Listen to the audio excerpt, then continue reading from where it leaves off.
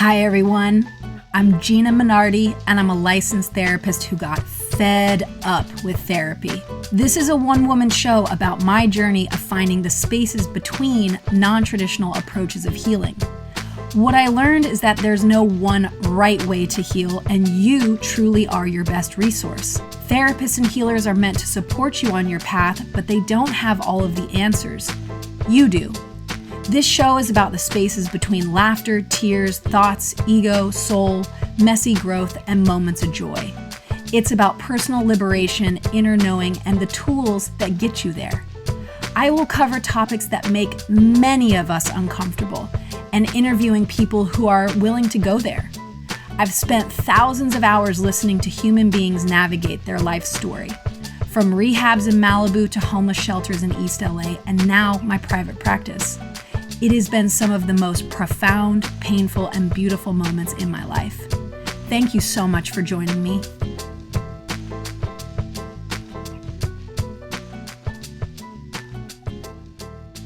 Hi, friends. It has been a while.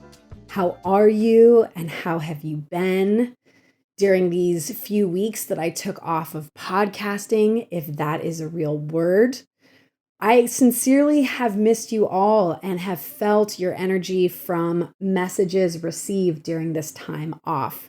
So again, I wanted to thank you for being here and being part of my journey with this.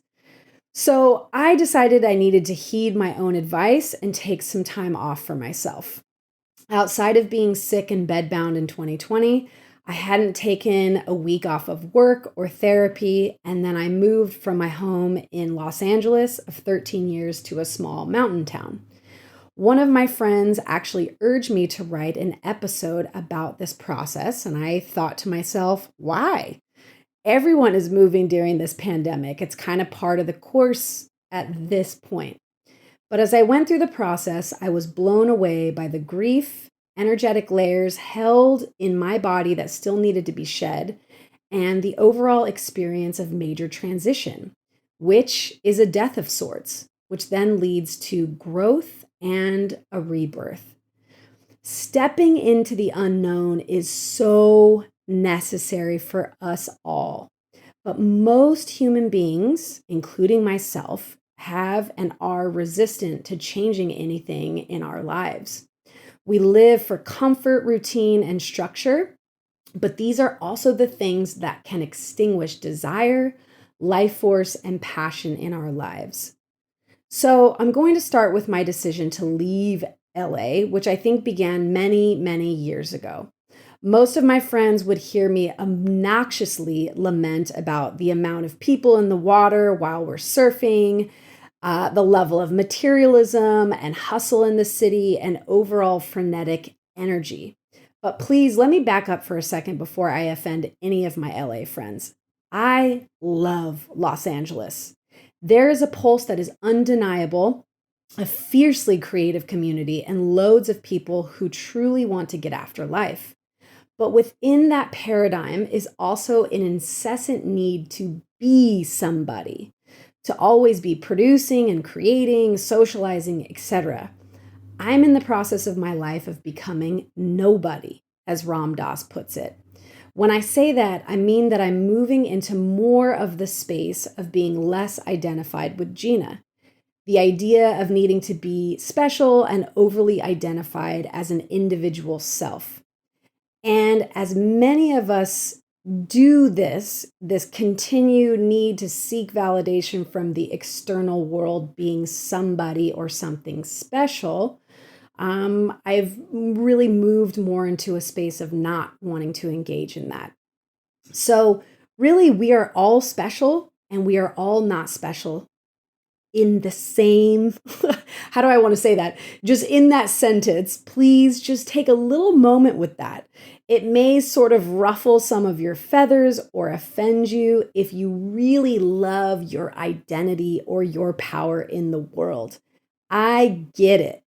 LA drips with people who think they are extraordinarily unique, and I was even part of that. But at the end of the day, we are all humans figuring out the dance of life. I was a human who needed to dance with the uniqueness and the pulse of this city for 13 years. Now I'm a human who wants to be engulfed in silence, nature, more solitude, and sitting with God. So there's still honestly a part of me that cringes when I say that word because it brings this religious element to it. But that godliness or spirit exists within all of us and within the mountains, stars, and the moon. We are not disconnected from it, but deeply connected to it. I actually think there's sort of a spiritual poverty and disconnection in our world, and God is just a word, but I understand if this makes you uncomfortable. As humans, we are still seeking so much that's outside of us when the love, spirit, and connection is within. So I really went on a tangent there, and I'm going to rewind and fast forward between spaces as I talk about transitions, deaths, growth, and rebirths. So let's go back to the move. I knew that when I was sick with COVID that I would be leaving my house and life in Los Angeles. It just lived deeply in my intuitive body. I started grieving then. I would sit in my backyard and stare at my house and just cry and cry. I would look at my partner Jonas and say, "Aren't we going to miss the hummingbirds and our mini city jungle back here? And how are we going to establish new community when my bonds with friends here are 13 years deep?" I would go on and on about this, kind of lamenting obnoxiously so. My boyfriend can be extremely patient with my indecision and back and forth ways. Years before, I'd looked at places in Malibu and Topanga, but intuitively knew those places weren't for me. Fast forward to buying our home after 6 months, and reality set in. I was leaving LA. So in this moment, I actually want to invite you to pause and think about any major transition that you have had to make in your life or some huge decision you've had to make. So for some people, it is less scary than others, but we usually all have that thing, capital letters, that terrifies us. Whether it is really jumping into a career that is your soul's work, but you are so freaked out that actually pushing yourself to do that or taking the steps to get there. Or the marriage or friendship or relationship that has been dead for years, but you continue to stay in it because it's too scary to leave. Or that idea of traveling with your kids that you've always wanted to do. Or maybe it's having sex with a woman and you've only had sex with men, or vice versa. You get my drift. None of us really get out of the fear of trying something new or making a drastic transition in our lives. Why? Because it brings up all of our shit, or dare I say, wounding that we then have to peel through. So with moving, I'm already very aware of what it brings up for me. After my mom passed away as a teenager, I moved a lot. I lived in my boyfriend's shitty dorm room in Colorado, then bounced to San Diego, then San Francisco, and then Los Angeles. I traveled in between all of that. I never really felt grounded, and in some ways, I was recreating the chaotic feelings that come with grief. And then I finally got grounded. I sunk my teeth into Los Angeles. Jonas and I made the most beautiful home together in Mar Vista, and friends that will be family for life. So as I packed up our boxes in the house, the grief came in wave after wave after wave. Looking through old photos, purging memories, peeling back layers of emotions, all of the emotions, joy, sadness, and everything in between. I remember coming across a bottle of body lotion that I had saved of my mom's. I had schlepped that from house to house, and I really didn't keep anything of hers. I rubbed the lotion on my arm, smelled it, and I cried some more. I then realized I needed to throw it away. I needed to let go some more. Then something really interesting happened. In the middle of what felt like recreated chaos, Jonas and I also had to live at other friends' houses because the floors of our new house were being ripped up. I was packing up and repacking up suitcases. My dad always used to call me the bag lady because that's just who I was. And the kid who came from a divorced family who always remembered having bags partially packed. So back to the interesting part. I started to feel lighter and lighter. I was healing more and more parts of me. Never ever underestimate the need for healing that still exists within you. I don't care how many plant ceremonies you've done, therapy, there's always healing to be done. So I don't say this as a bad thing or something that's condescending, but just really the beautiful part of being a messy ass human being. There's always something to heal, always layers to lift and look at, and that is what helps you grow. That is what evolves you and connects you to your spirit. So then, my good friend Carol asked me to go on a meditation retreat in Mexico, led by a neuroscientist. I hadn't even moved into my house yet. I had so many mixed feelings and I was super ungrounded. In some ways, it felt like I was really repeating a pattern in my life. Go, go, go, versus learning to just sit and be with all my feelings. And I thought to myself, and I got really anxious, well, what about COVID? Was I being a totally irresponsible human? I hadn't been on a plane for over a year since I fell sick after a surf trip to Costa Rica. I had straight up PTSD about being sick again, the year of 2020, and I was very strict about seeing people that entire year. But my intuitive body, and dare I say future body, knew that I needed to go. So I went. And you know what? You are totally allowed to judge me. I judged myself enough to take down a small army. But I went because what I'm about to write is why I went. So I'm going to repeat some things that I said above. You are a spirit and you are connected to source energy. And I'm going back to why I titled this episode Transitions, Deaths, Growth, and Rebirths. We are always changing and growing as human beings, especially those of us who are on the path of really wanting to heal, shift, and evolve our consciousness.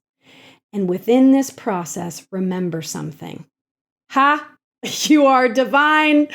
Never ever thought that would come out of my mouth, but I'm going to say it again because it makes me uncomfortable, and maybe even you. You are a divine being. You have unlimited potential in your life, but you have to put in the work to connect to that space between, or dare I say, the space beyond time and matter. You have to move beyond your conditioned mind, body, and habits. You have to step into the unknown. So how do you do that? You probably heard me say this before. Meditate, meditate, and meditate some more. My brother and I had an interesting conversation where he was like, it's retreats like that are just fucking privileged, Gina, and da-da-da. And you know what? I totally honor that 150%. But I also want to say something else. Meditation is completely free. It's something that we can do inside of any room, any space, anywhere. So practice with different styles. Vipassana, transcendental meditation, mantra, chanting, just try it. So I'm not going to specifically go into Joe Dispenza's work, as we would need 10 hours together on this episode. But I can say that he combines ancient Kundalini practices with breath work, tapping into your energy centers, and helping you go beyond your mind, body, and space and time. So going beyond the idea of self, or that you are somebody, you tap into becoming nobody, and that is the most delicious space of becoming nothing. And let me tell you, it ain't for the faint of heart, truly. So what I witnessed on this retreat, and even within myself, is that we all move through some collective and individual trauma, and that shit was intense. The layers were getting peeled back. We were in a room becoming nobodies and pure collective love. It is ecstatic, but there's also a saying that the dark is drawn to the light and vice versa. People were screaming, purging, laughing, and in orgasmic, ecstatic joy. I had moments where I thought to myself, Gina, you drank the motherfucking Kool-Aid. I'm in a cult. I've lost my damn mind. But I had, and I had not at all. What really happened was I had gone beyond my mind and I was living purely from my heart and moving through layers of shadow or I shouldn't say and dark material within me, which also exists within you. We all have it. That's what makes us human. Hi, friends. I just wanted to take a quick break and thank you for tuning in. I love making this podcast for you, and I hope you love listening. If you do, the best way to show it is leaving a review, especially on Apple Podcasts. Thank you so much in advance, and now back to the show. So again, Dr. Dispenza would talk about connecting to the divine and it feeling like a freight train of energy when you do. This always perplexed me. So he said, you have to move past the mind and get completely embodied in your heart. These meditations would bring us into that state of open-heartedness, while the Kundalini exercises open up that serpent of energy within. So living in Los Angeles, I thought the Kundalini community was a little bit weird, and I'd tried it out a few times and it didn't really align with me. So again, I want to remind you guys, I'm human and I have had to work on being judgmental, especially living in LA. So let me tell you, when you do unleash this energy, it is like a freight train or a lightning bolt. And I also caution listeners as I talk about this. I deeply believe individuals should learn this kind of style of meditation with a trained professional and those that can walk you through the experience. And I really don't tread lightly on this. As you naturally awaken DMT in your pineal gland and connect with source energy, the visions you may have and the energy that shakes through you can be a bit much. Some may call it a psychotic break. I'm going to move away from that term for the sake of this episode, but just those who are more sensitive and might not be able to handle it. So I'm really serious as a mental health professional when I talk about this. It's not for everyone. So most people who did attend this retreat had a lot of experience of going very deep, lots of therapy, lots of work with plant medicine. Obviously, none of these things are necessary, but you see where I'm going with this because there has to be an element of surrendering to what you are going to experience and not be in control, which leads me to my experience next. So we were doing the seated meditation, and then Joe asks us to lay down. So there was energy, because it's all just energy, but this surge of energy that started to percolate down in my sacral and perineum area. And I was kind of thinking to myself, again, in my thinking mind, oh, that's interesting. And this is kind of hilarious and super vulnerable to say out loud, but here I go. Both of my butt cheeks started dancing back and forth in this way that was beyond me. It was almost like somebody had their two hands on my butt and they were moving it back and forth and back and forth. So it started off slowly and then boom, it's just started again, as he said, sort of hit me like this freight train, and it just started vibrating and pulsing throughout my entire body. So my whole body was shaking and it almost felt like I was convulsing. I did not like it. I felt all of my need for control come to the surface. I wanted to scream at Joe, hey, fuck you, dude. You said connecting with source energy feels like ecstatic joy and love. This is super scary and overwhelming to me. My teeth were chattering. Everything was shaking.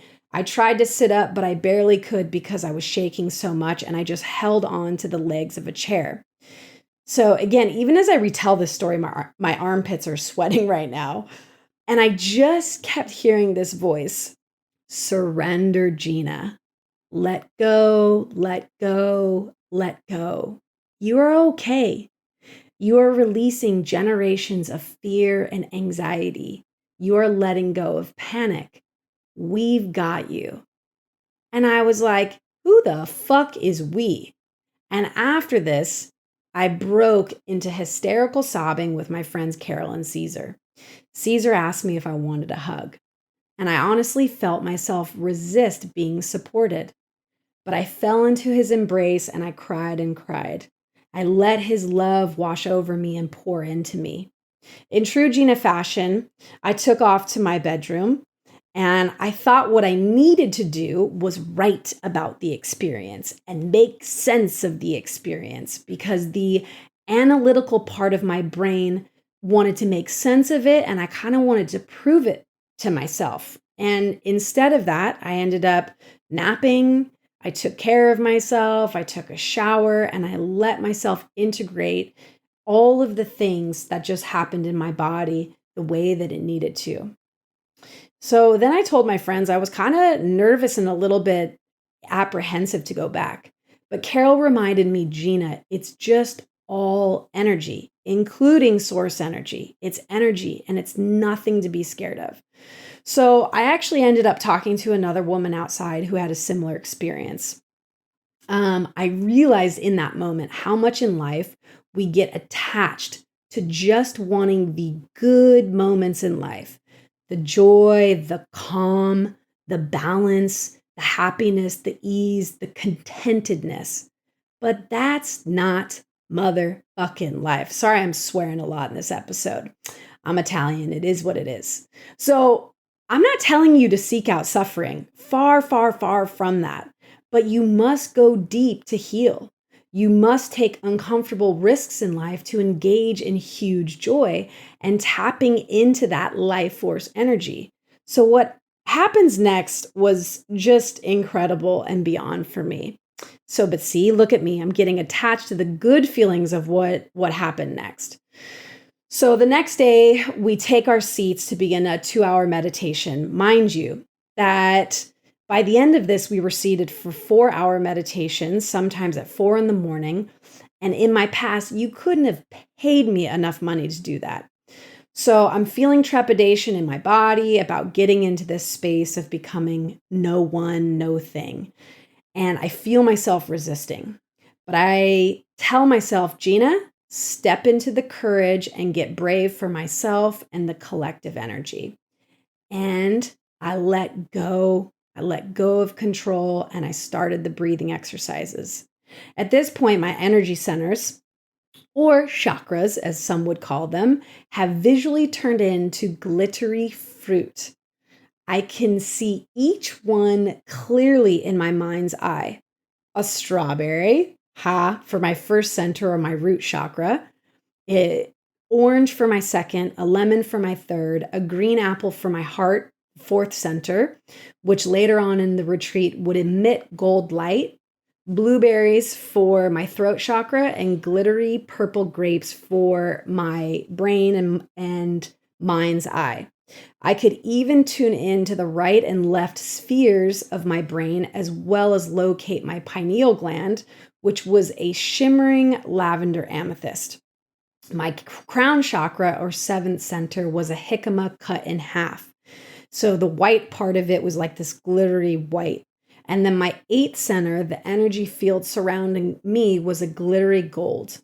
So at one point, a golden hand came in and picked up each fruit individually to be washed up in the jicama, the bowl at the top of my head.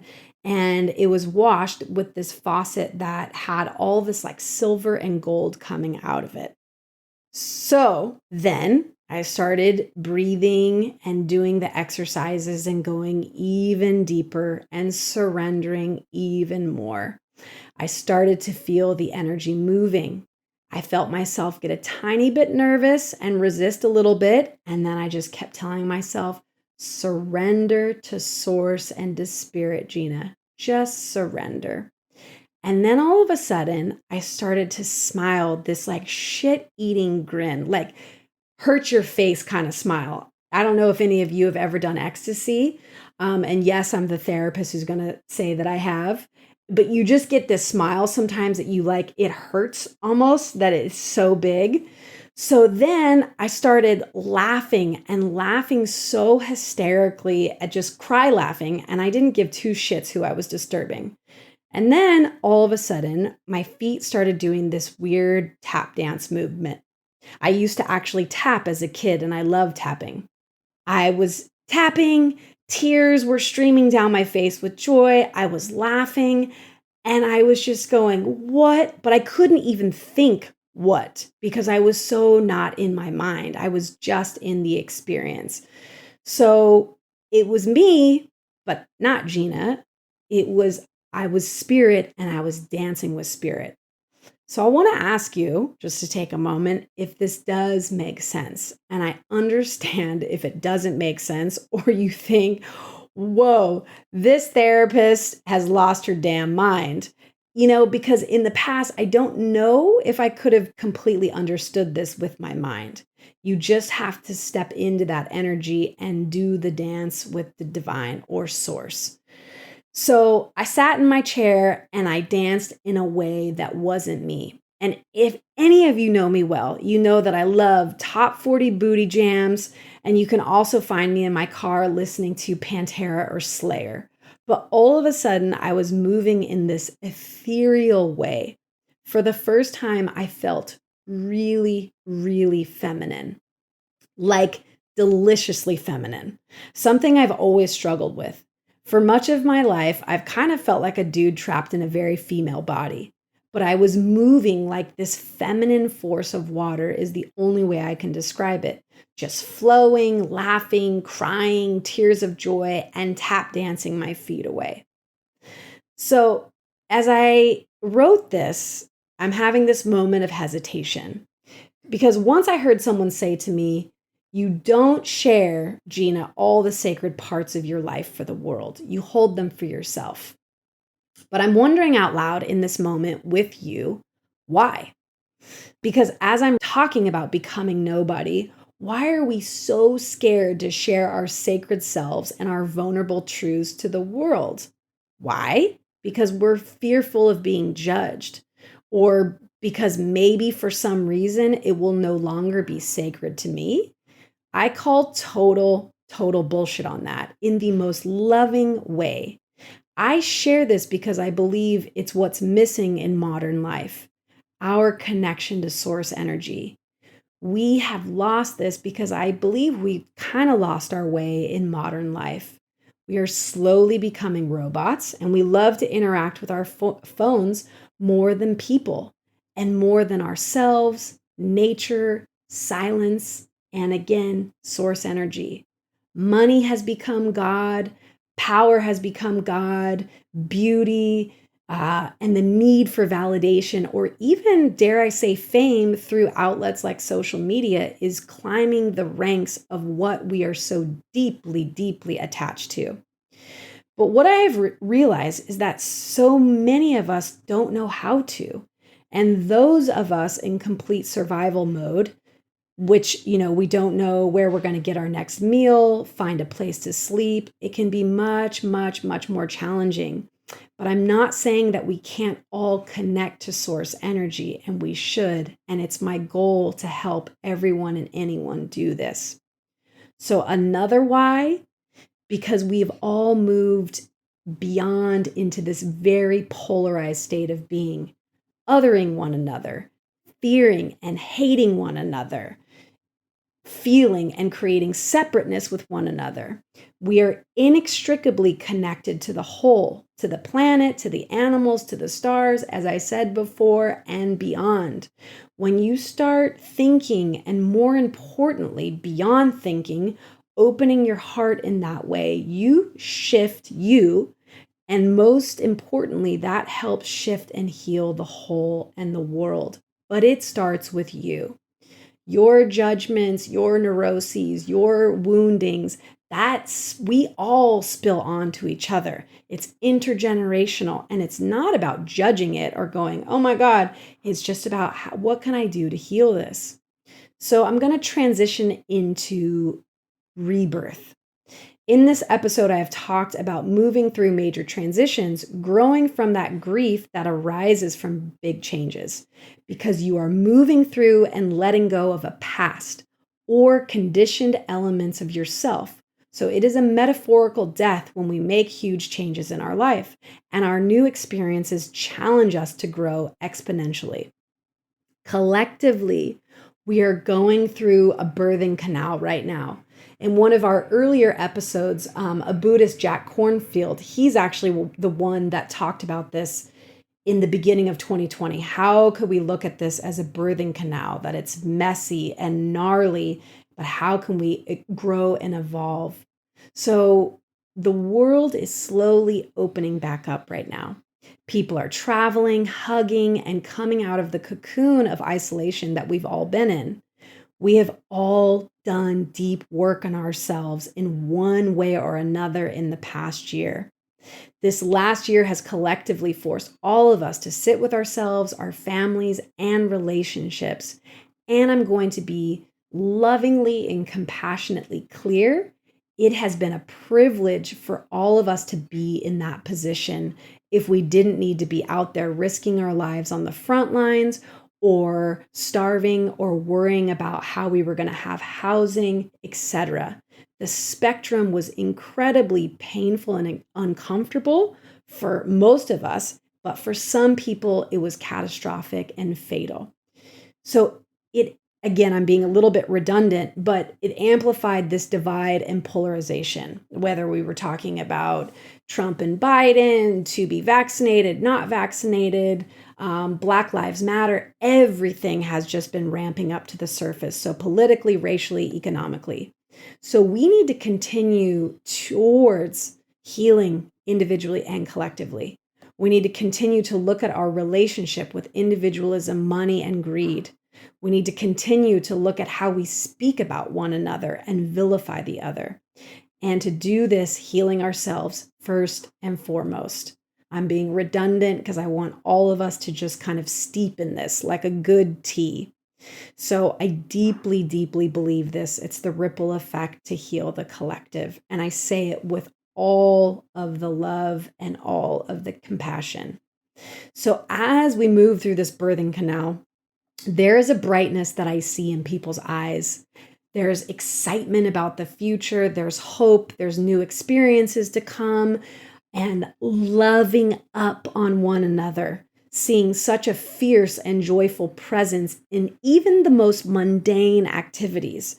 A few weeks ago, I basically shouted in joy at my gynecologist's office as I was surrounded by all of these humans and beautiful women, and I was so excited to be at my gynecologist's office. It's a funny side note. We've all been through a tremendous year of fearing one another and death. Don't breathe on me, don't hug me, don't come into my home, and please stay 6 feet away from me. Actually, don't even smile at me because you might give me COVID. We were all terrified. And I do believe we've all been a bit traumatized from this experience, and it does live within us. But move through it, breathe through it, feel the feelings, and feel grateful for life and for your breath. I'm not talking about being reckless and unsafe, but not living in a constant fear of one another or life. COVID is very real, and we still need to respect its reality in our lives. But let us embrace being alive instead of living in constant fear of death. We have to remember that death is as much of a part of our journey as life is. One way we suffer is our constant avoidance in reality of its inevitability. So I really apologize if I went on too much of a soapbox there, but I'm super passionate about these things. Anyone who knows me knows that really, or I believe that I'm here to help myself heal and help others heal. And that's all that I want to do. And it's all that I want to do for you so that you can live in a way that is joyful and bright and loving and less judgmental to others. And we come together collectively. So as I wrap this up, as we enter this new collective shift, I have some journaling questions for you. And this will probably be, I won't say the last time I would talk about 2020, but maybe. Okay, so first question, what did you learn from 2020? How did you grow? How did you regress?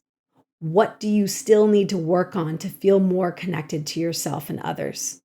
Next one, what would you like to feel more of in 2021?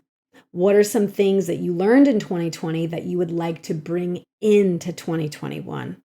Okay, for a lot of us, that was slowing down, nurturing really deep relationships, not working as intensely, whatever it may be. So next one, how can you step more into a space of love and less into a space of separateness, competition with others, and judgment? Next one, what are you doing for others? What are your kindnesses towards humanity and the planet? And this one, I might sound a little bitchy when I say this. Are you just posting it on social media?